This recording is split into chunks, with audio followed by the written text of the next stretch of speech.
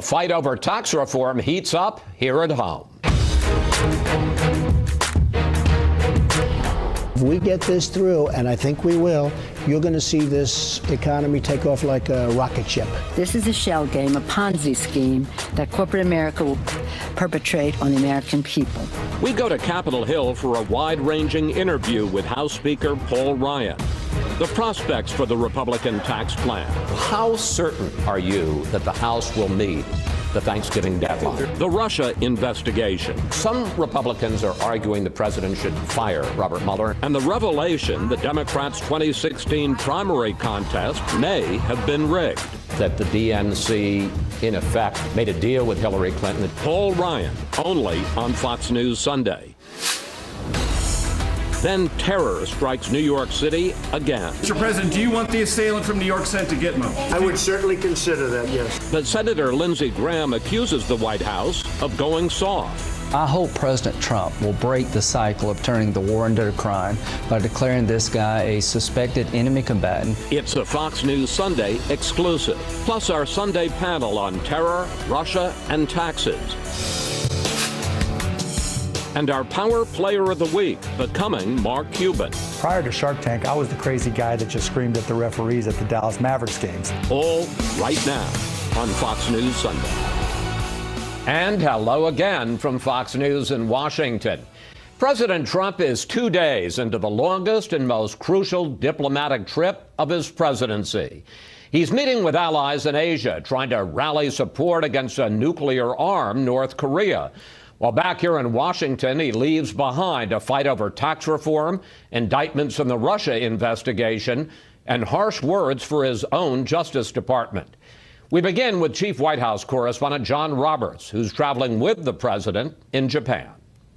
With tensions over North Korea's nuclear program building, President Trump shows a show of force in his first official event of this Asia trip, talking to American troops at Yokota Air Force Base just west of Tokyo. No one, no dictator, no regime, and no nation should underestimate ever American resolve. The president will spend 11 days in the region, visiting 5 countries: Japan, South Korea, China, Vietnam, and the Philippines. Top of the agenda, how to put more pressure on North Korea to drop its nuclear weapons program and the nagging trade deficits the U.S. has with all 5 nations. We will seek free, fair, and reciprocal trade. But before the heavy lifting of security and trade talks begins, the president joined Japanese Prime Minister Shinzo Abe and PGA Tour pro Hideki Matsuyama for lunch and an afternoon of golf at the host course for the 2020 Olympics event. President Trump and Prime Minister Abe also signed hats for each other that read, "Donald and Shinzo, make alliance even greater." Later, heading to dinner, President Trump said there's a lot to get done and not much time in which to do it. We are in the midst of having very major discussions on many subjects, including North Korea and trade and other things.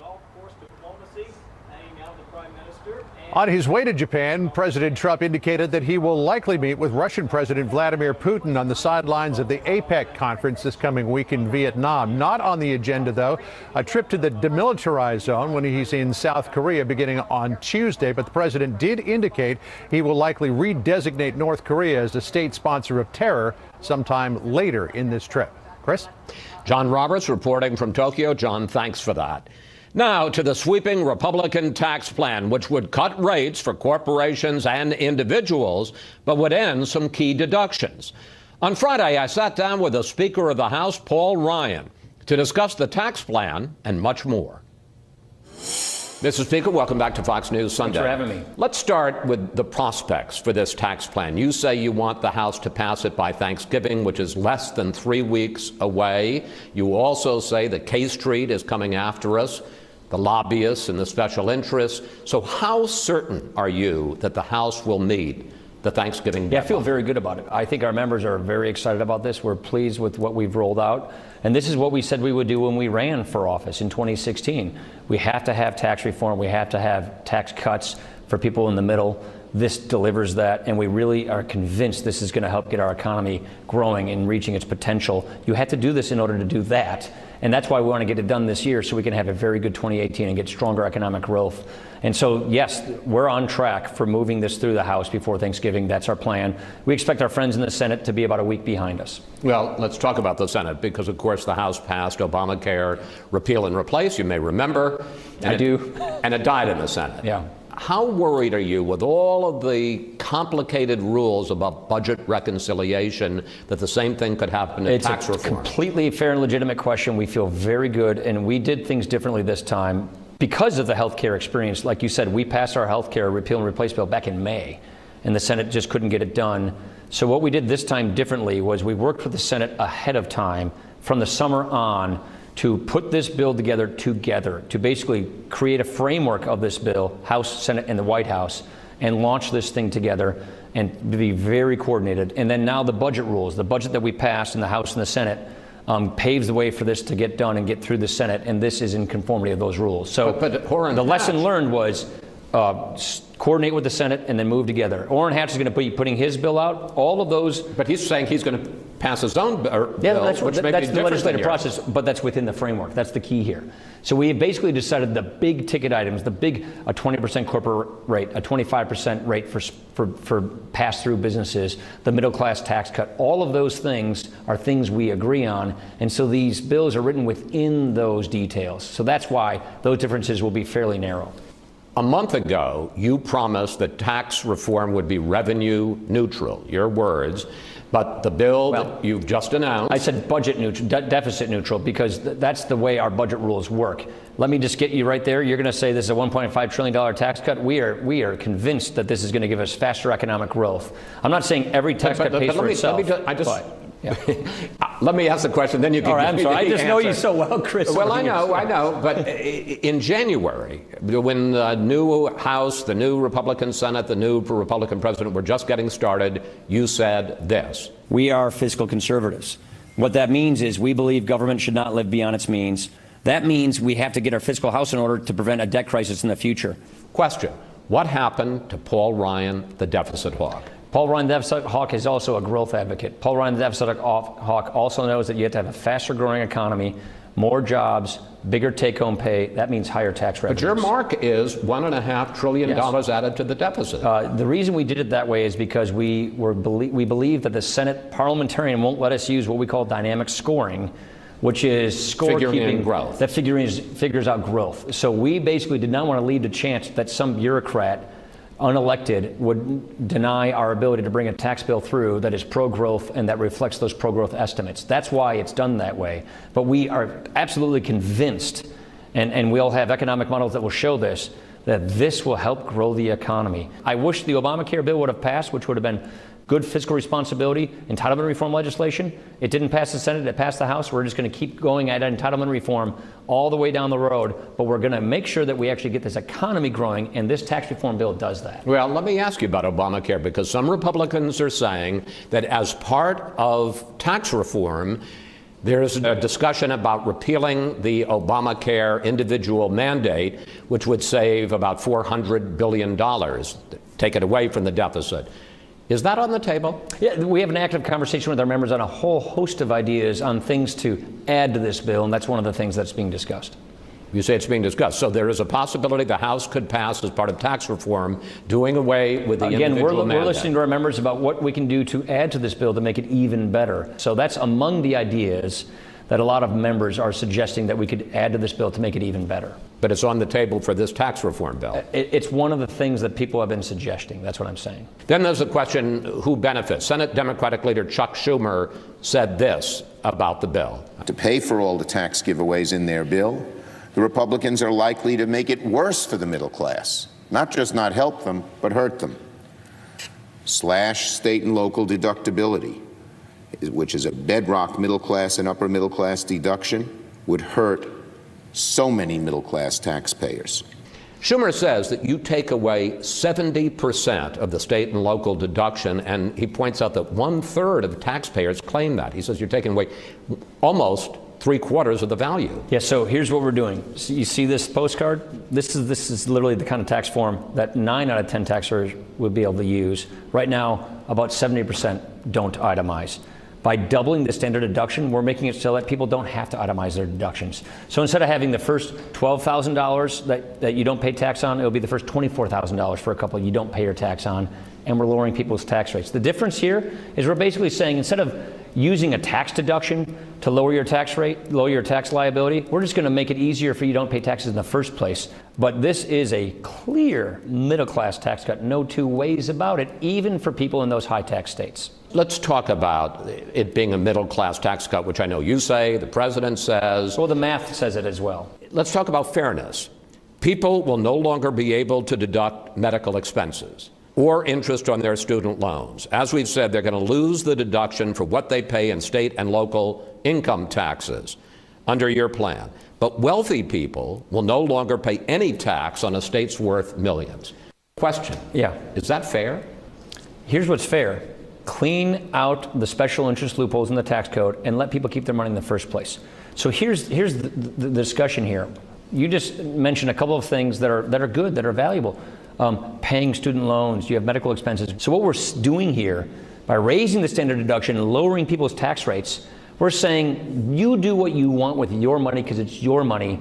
Instead of using the deduction to get some kind of a tax break based on this behavior, it's your money, but you do what you want with it. That's the philosophical difference here, Chris. You're making it sound like it's a deal, Mr. Speaker, but if I have a student loan and I've been able to deduct if I'm able to deduct the interest rate, now I'm losing that. If I have huge medical expenses and I'm able to deduct the medical expenses. In exchange for a tax cut. So you get to keep your money more in the first place, so you get to decide what you want to do with your money. That's the point I'm trying to make. And why repeal the estate tax? We're only talking about like 5,000 people a year. Look, there's already an $11 million exemption. I'd say two things. First of all, it's a fairness argument. Second of all, it's a jobs argument. You actually create jobs by getting rid of this death tax. Because you know what kills one family business from passing their business on to the next generation? The estate tax. But there are a lot of protections for family farms. We believe that this is a fairness argument. People work hard to build up their business, their farm, their ranch, all of their working lives. They pay taxes on that money all of their lives.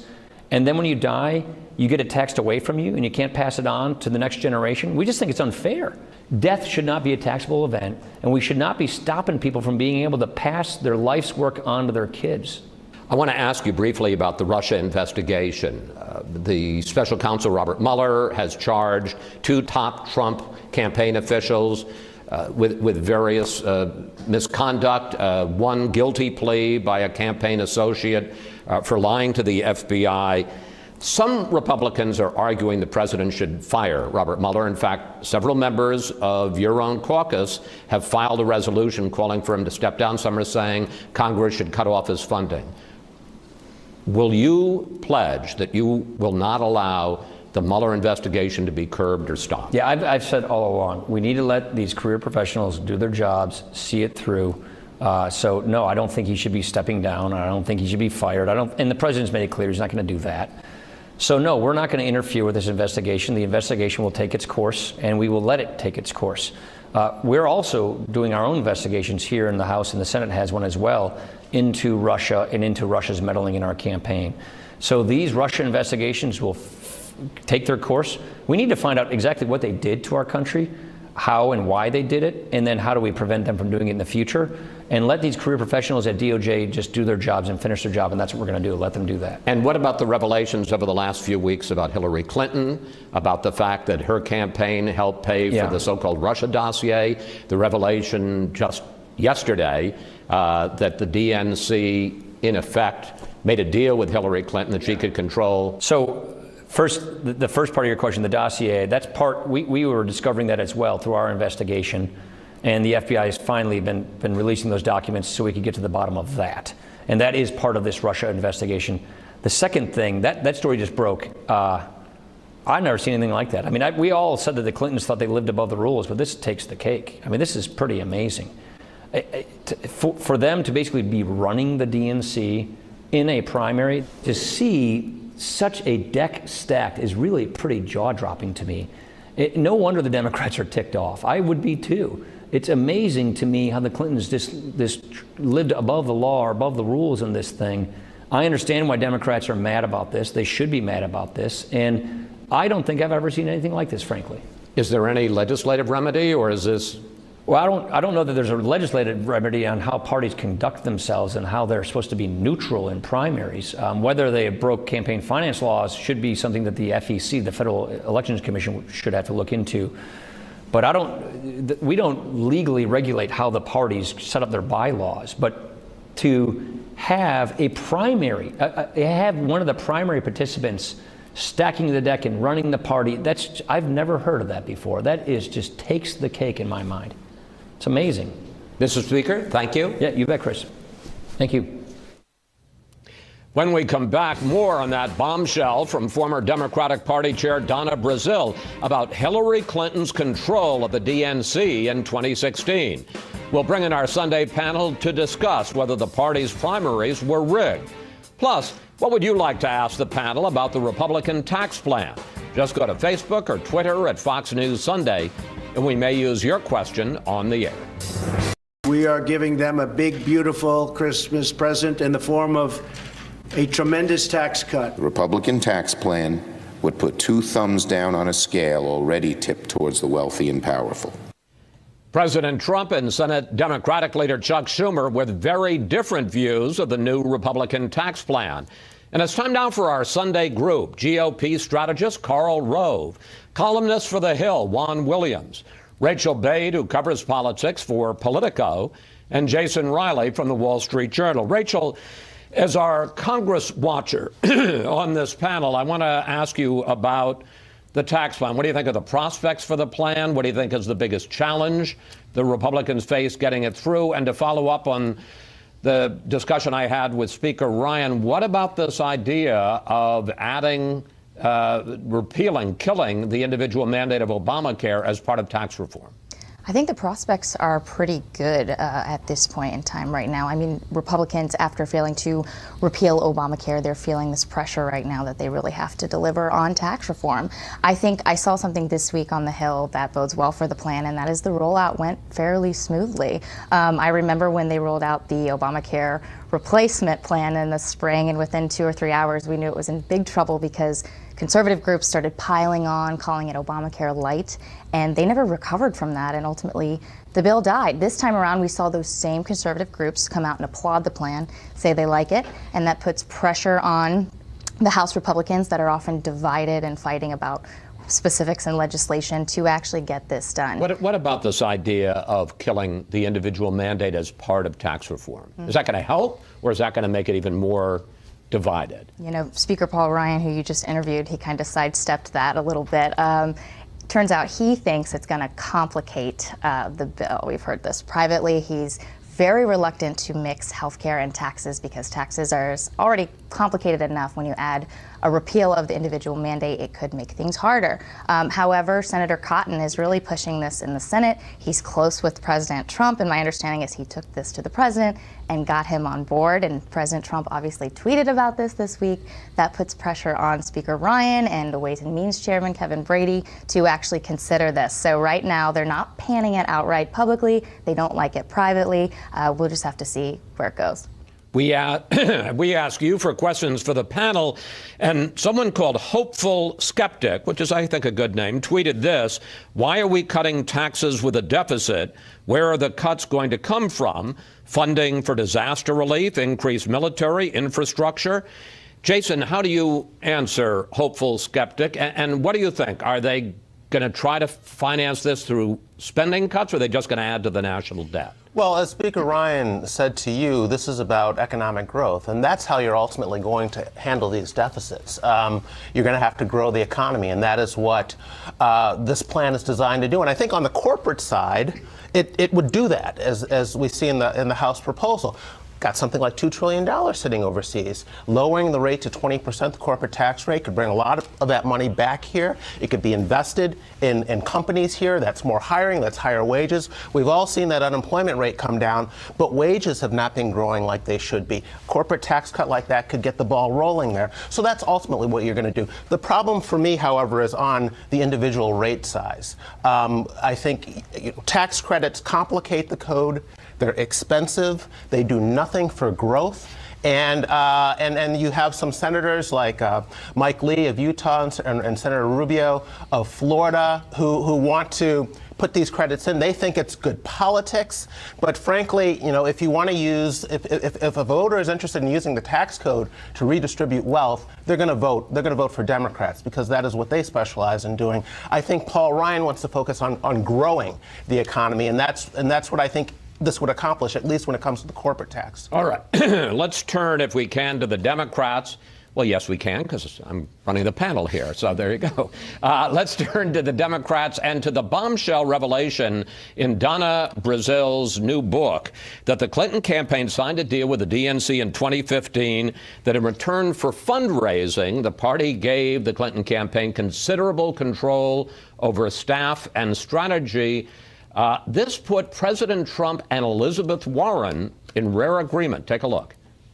You ought to look at Hillary Clinton, and you ought to look at the new book that was just put out by Donna Brazil, where she basically bought the DNC and she stole the election from Bernie. Very quickly, Senator, do you agree with the notion that it was rigged? Yes.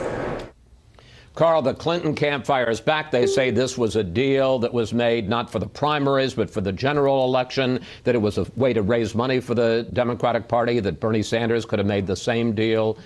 Do you buy it? Baloney. Complete and utter baloney.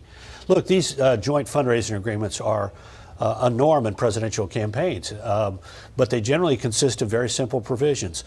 We'll let you use the party's mailing list and donor list for fundraising purposes. In return, we get access to your donors after you finish the primary campaign. This gave, in writing, control over finance, strategy, operations, and staffing of the Democratic National Committee to the Clinton campaign. It explicitly says we get to name the communications director. We've given you 2 names. You pick from those 2 names. And any vacancies, staff vacancies in communications, tech, and research, you're going to come to us, and we have control over your budget. Anybody who has control over your budget has control over your operations, and anybody who has control over who you staff up in the committee has control over how that committee. So this was rigged? This was rigged. I got to tell you, it is jaw-droppingly amazing that in the fall of 2015, the Democratic National Committee signs this agreement, and then for the next, until their convention in the summer of 2016, the Democratic National Chairman says, oh, no, we're being neutral in this. This was a document that surrendered lock, stock, and barrel control of the Democratic National Committee to Robbie Mook and the Clinton campaign hierarchy in Brooklyn. It's just astonishing. And we should point out in terms of timing that the time when this was signed, the primary battle with Bernie Sanders hadn't even begun, and Joe Biden was still considering running, which brings up another point I want to ask you about, Juan, and that's another revelation in the book. We got to go back. Let's play the tape. 9/11, 2016. You can see Hillary Clinton. This is where she fainted because of pneumonia, leaving the event, the ceremony at Ground Zero. And Donna Brazil says in her book, when she saw that, plus all the problems she had with the Clinton campaign, that she thought of getting the DNC to begin a process to replace Hillary Clinton and Tim Kaine on the national ticket with Joe Biden and Cory Booker. I have a couple of questions. First of all, what do you make of that revelation? And 2, you and I know Donna Brazil. We've known her for years. She's a sharp, strong, tough Democratic operative. Why do you think she's saying this? Well, I think this is what happened to her. I mean, she was essentially pushed aside by the Clinton operation. I think she feels disrespected by the Clinton operation to that extent, because when she comes in, it's very apparent to her, as we just heard Carl describe, that they had bailed out a financially ailing Democratic Party. President Obama had created, Organizing for America. He'd taken money away. There wasn't really a fundraising energy there. W. Wasserman Schultz had not been a success as the party chairman. Donna comes in a rescue operation and finds, gee whiz, guess what? This is being run out of Brooklyn. I don't have that power. So I think that she has felt, and she always felt, some wise-ass guys on the Democratic side who run the Democratic Party. They don't listen to her. They don't have value for people like her. So I think that's why she did it. She supposedly said in conference calls, this is what she says in her book, in conference calls with Democratic Clinton campaign operatives, you're treating me like one of the slaves in 12 Years a Slave. Well, that's what I said. That's how she felt. So let me just finish this point, though. There's a civil war among Democrats going on. The rift between the Hillary people and the Bernie people, the Elizabeth Warren people, has never healed. This morning, we know about a rift among the Republicans with George H.W. and George W. Bush going after Trump. But what we have going on for the Democrats is they have been unable to capitalize on the tremendous anti-Trump fervor because they haven't been able to somehow heal the rift in their own party. And I think we would all agree that Donna Brazil's book pours a lot of salt on that open wound. Right. Panel, we have to take a break here. We'll see you a little later in the program. Up next, President Trump takes on his own Justice Department. From demands to investigate Hillary Clinton to calls for the death penalty in the New York terror case, is the president crossing the line? We'll ask Senator Lindsey Graham next.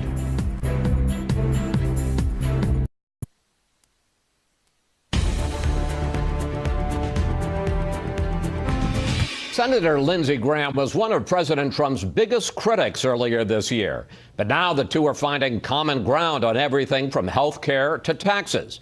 Still, after this week's terror attack in New York City, the senator called out the president for, quote, following the Obama playbook. Senator Graham joins us now from South Carolina. Senator, I want to start with two terrorist suspects. Yeah, right. Saifullah Saipov has been charged in the attack in New York City this week that killed 8 people. Mustafa al-Imam has been charged in the attack on the U.S. consulate in Benghazi. Now, in both cases, as you know, they were charged in civilian criminal court, not as enemy combatants. And you said, in reaction to that, it is as if Loretta Lynch, Obama's attorney general, never left. Is this president and his administration, are they too soft on terror cases? Well, I think the president's got the right attitude about fighting the war on terror. I compliment him for taking the gloves off when it comes to our military. But clearly, the Trump administration is doing exactly what the Obama administration did. It's hard to catch a terrorist alive, Chris, and when you do, you should try to gather intelligence. I don't mind trying this guy in New York court, the New York terrorist, but what I wanted to do was hold him for a long period of time, let our military, CIA, interrogate him about what he knows about terrorism, how he got radicalized. He said he was a soldier of the caliphate. ISIL says he was a soldier of the caliphate. We talked to him for one day in the hospital. We read him his Miranda rights. We throw him right in court, and we can't get any intelligence going forward because now he's been lawyered up. And that's exactly what Obama did. So when it comes to Trump policy, they're using Obama's playbook, and they got a lot of the Obama people held over. And I want to see that change. How do you explain that? You know, this is a president who has talked tough on terror. Yeah. This is his own Justice Department. Right. How do you explain the fact that they're, as you say, doing the same thing, which is not taking these people into the enemy combatant role, at least for interrogation, but instead are putting them immediately into the criminal justice system and allowing them to lawyer up? Woefully unprepared for this moment. The explanations I got from the Department of Justice about their legal reasoning made me so mad I could not see straight. They said the reason they didn't declare the New York guy a enemy combatant, even though he pledged allegiance to ISIL. ISIL said he was one of their soldiers. He killed 8 people in the name of radical Islam, showing support for ISIL. It's because there's no evidence, command, and control. That is ridiculous. They're recruiting in cyberspace. They're trying to radicalize people in our own backyard. What makes you an enemy combatant is when you adopt radical Islamic philosophy and you act on it. When you kill in the name of ISIL, you're a soldier of the caliphate. The guy coming back from Libya was one of the masterminds behind the Benghazi attack. And under the Obama administration, at least they interrogated him while he was on the ship before they put him in federal court. The Trump administration took this man from Libya, captured by our military, and sent him right into federal court without any efforts to gather intelligence. And he was one of the masterminds of the Benghazi attack. This is ridiculous. It makes us less safe, and it needs to change. You say woefully unprepared. Woefully. Who do you hold responsible?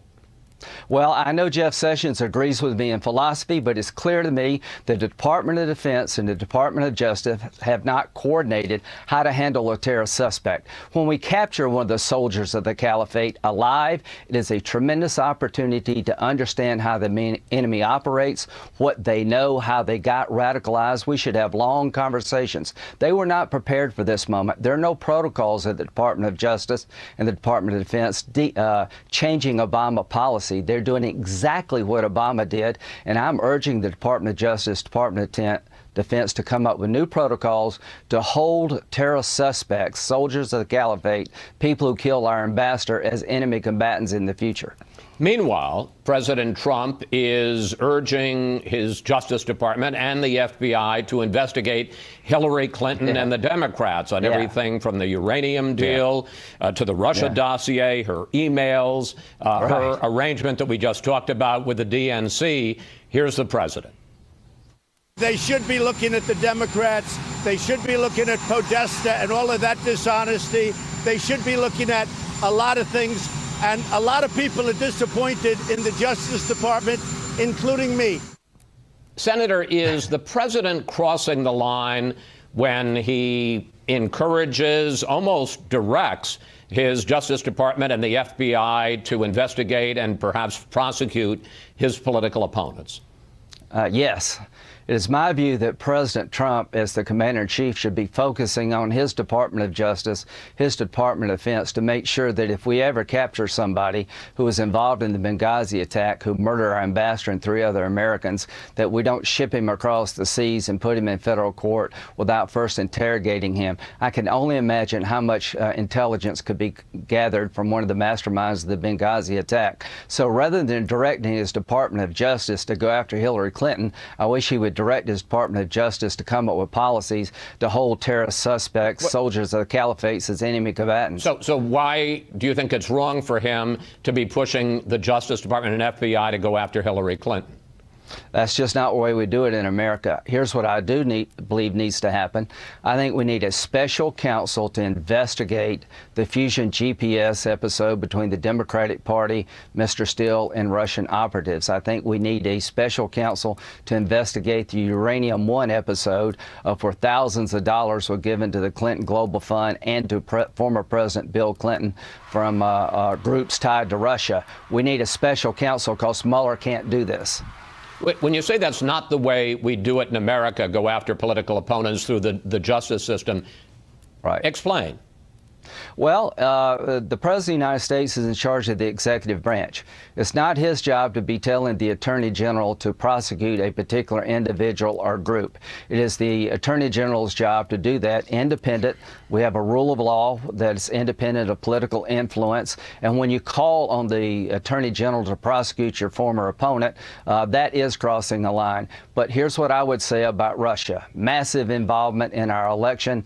The idea that the Democratic Party would pay millions of dollars to a foreign agent to go to Russia to gather dirt on President Trump, then candidate Trump, allows the Democratic Party to be manipulated by Russian operatives inside of Russia. So I want to get to the bottom of Fusion GPS, and I'm really worried about what happened with the Uranium One deal, because there was a woman in Clinton's inner orbit there in terms of campaign financing, fundraising, that was sent out of the country as a suspected Russian spy. That needs to be looked at as much as the Trump campaign. Who was that, sir? Can't remember her name, but she was associated with a big fundraiser of Clinton. She was just expelled from the country as being a Russian spy. And everything about Fusion GPS stinks. The idea that the Democratic Party would hire, through a law firm, a foreign intelligence officer, go to Russia and try to gather dirt means that they've set themselves up to be manipulated by the Russians. The idea that the Russians didn't know that Mr. Steele was in town looking for dirt on Donald Trump is zero impossible. I can't believe that they didn't know. So you're setting yourself up to be manipulated by the Russians, and to me, that's a terrible thing to do. Finally, I want to ask you about Attorney General Jeff Sessions and statements he's made repeatedly to Congress that he knew nothing of any contacts between the Trump campaign, Trump World, and associates. Here's an example. Did you ever overhear a conversation between you and anybody on the campaign who talked about meeting with the Russians? I have not seen anything that would indicate a collusion with Russians to impact the campaign. Yeah, I just want to correct the record. I was talking, you were asking about Trump campaign and the Russians, but we now know that Carter Page has testified before Congress that he told Sessions he was going to Russia during the campaign. And another advisor, George Papadopoulos, who pleaded guilty to lying to the FBI, says he told both Sessions and candidate Trump in this meeting during 2016 about his contacts with the Russians. Question, do you believe that Sessions needs to come back before Congress and correct the record on his testimony? Well, this is getting a bit old with Jeff Sessions. I like him a lot. He's a dear friend. I think he's very qualified for the job. But I ask a question, did anybody ever talk to you about talking to the Russians? I didn't ask about collusions. So we now know that somebody at a meeting, Mr. Papadopoulos, raised the idea of meeting with Putin. There's nothing wrong with Trump meeting with Putin if he wanted to. It would be wrong to have the Russians help the Trump campaign or the or Hillary Clinton's campaign. And here's what nobody talks about. The Russians manipulated Comey in getting involved into the election. It was Russian information that Comey used to jump into the middle of the 2016 election, not a meeting between Lynch and President Clinton on the tarmac. But when it comes to Jeff Sessions, Jeff, you need to tell us everything you know about Russia. So, yeah, he probably should come back and answer the question yet again. Did you know anything about an effort by the Trump campaign to meet with Russia, not just collude with Russia? I got 30 seconds. Final question. Do you still have full confidence in Jeff Sessions as Attorney General? I have confidence in Jeff that he can adjust his policies, but if we don't adjust our policies at the Department of Justice regarding how to handle terrorist suspects and soldiers of the caliphate, I will lose that confidence. We missed 2 opportunities to hold 2 terrorists as enemy combatants to gather valuable intelligence about the war on terror, and we blew it. And I hold the people at Department of Justice and Department of Defense accountable for that. Senator Graham, thank you. Thanks for your time. Always good to talk with you, sir. Thank you. Up next, Special Counsel Robert Mueller's Russia probe starts with 2 indictments and 1 guilty plea. We'll ask our Sunday panel, who's next? I am not supposed to be involved with the Justice Department. I'm not supposed to be involved with the FBI. I'm not supposed to be doing the kind of things that I would love to be doing. And I'm very frustrated by it. President Trump making it clear he's not satisfied with the way his prosecutors and investigators are doing their jobs. And we're back now with the panel. Well, Carl, I was thinking back. The Bush 43 White House that you were part of got in trouble for making what turned out to be a completely legal move to dismiss 7 U.S. attorneys around the country. What do you make of the president's comments this week, in effect challenging his Justice Department and the FBI to go after Hillary Clinton? I think it's unseemly. And more than that, I think it's dangerous. I think it's dangerous for our country to get in a habit where it looks like the political winners direct their departments of justice to go after their political opponents and the people they defeated at the polls. I think it's dangerous for President Trump because, look, this simply, once you unsheath this particular weapon, you can never sheath it again. Imagine what would happen if a Democrat Congress got in. Democrat majority in the House and Senate and used their political disagreements with the president to push for impeachment. But, and also it looks like he's got something to hide. Leave this whole thing alone. Move on. Be the president of the United States. Focus on the big things and leave it to the Justice Department to make a conscious decision whether they ought to. I'm confident Mueller is looking at some of these questions. I'm confident the Justice Department is looking at some of these questions. Leave it over there. Don't have the president engaged with it. Juan, let me take the counter side of the argument. The president does nominate, he's subject to Senate confirmation, he does nominate the Attorney General. The Justice Department is part of his administration if there have been violations of the law. And you just heard Lindsey Graham say he thinks there have been violations of the law by the Clintons. Some of these deals, the Uranium One, the GPS fusion. Why not say to them, take a look? Well, this is an authoritarian instinct, so I think Carl was exactly right when you say you don't punish your political opponents by putting the mechanism of law enforcement on them without saying hey, there has to be a real basis. This is a law enforcement decision. This is not a political act. And you don't go after the courts or the military courts in terms of some of the criticisms he's had this week without understanding you're undermining something that is core to America, which is our law enforcement system. And that's what he's doing by trying to pressure Attorney General Sessions into taking an act against Hillary Clinton. Now, with regard to dossier and Fusion GPS, this is a total false equivalency. There is nothing equivalent between opposition research, which is totally legal, and potentially colluding with a hostile foreign state to interfere with an American election. Well, go ahead. Wait a minute. The Democratic National Committee hired a firm that paid money to a British spy in order to contact his Russian counterparts, his Russian contacts, to collect bad stuff on Donald Trump. Absolutely. No. I mean, one is a Russian government. Oh, well, wait, who do you think the point is not Carl. The former British spy was talking to? The Russians, not the Russian government necessarily. Well, he was talking to people. What's the difference? What's the difference? But Carl, one is foreknowledge. One is foreknowledge of working with the Russian government. I tell you what's embarrassing. Paying money to a British spy to talk to Russian apparatchiks. Allow me to finish this point. Briefly, because I want to move on to something else. One is a matter of total distraction, diversion from the Russian probe, put up like a smokescreen by the Trump administration and by his stooges in the Congress. It is not appropriate for American political parties to be paying money to acquire information from the agents of foreign governments. They Period. paid Fusion GPS, which is an American company. Meanwhile, Special Counsel Robert Mueller made the first big salvo of his probe. Let's take a look at that. Announcing charges against two top Trump campaign officials, Paul Manafort and Rick Gates, and that a foreign policy advisor, George Papadopoulos, had pleaded guilty to lying to the FBI. Here was the response from White House spokesperson Sarah Huckabee Sanders. Today's announcement has nothing to do with the president, has nothing to do with the president's campaign or campaign activity. The real collusion scandal, as we've said several times before, has everything to do with the Clinton campaign, Fusion GPS, and Russia. Jason, what kind of statement do you think Robert Mueller made in terms of the nature, the strength, the momentum of his probe with what happened this week? I think the statement he made was, I'm just getting started. I think he's got a couple indictments now. He's got a guilty conviction. I think what he's going to do is squeeze now. He wants the people he's indicted and the person who has already pled guilty to talk about other people higher up the food chain and so forth. So I think that is the message. And again, we say it a lot, if the president is helping himself or not by publicly commenting on the investigation. I mean, what we've seen in the cases of the court's response to his executive actions is often turning his words back on him. So I think the lesson from that would be to just say, let the investigation play out. But I think this is going to be a headache for the administration for the foreseeable future. Rachel, what was the reaction from people you talked to on Capitol Hill?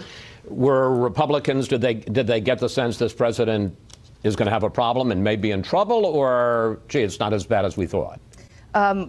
It was particularly surprising, I think, the Democratic reaction, and it was kind of muted. We didn't hear a lot of calls for impeachment following these indictments. Well, that would be utterly premature. And it sounds like Nancy Pelosi has been doing her best behind closed doors to tamp this down, and because she doesn't want to overplay her cards here. Republicans, I think just yesterday we saw conservatives drop a bill calling for Mueller to step aside, and that's leads me to one thing we're going to be watching in the coming weeks is, does Congress move to try to protect Mueller? Right now, the answer is no, even though they have bipartisan legislation in the Senate that would make sure that the president cannot get rid of Mueller. Paul Ryan made it pretty clear he's not going to play that game. Right. They feel like the president won't go there. They have an assurance privately that he's not going to do this. However, I'm wondering if this is sort of misplaced confidence at this point in time. We know that Steve Bannon has been talking to the president about going after Mueller. We also know that conservatives want him to step aside. The Wall Street Journal said something about it this week as well. There's definitely a brewing storm right now around Mueller, and so we'll have to watch. 20 seconds, Carl, your read on this first week.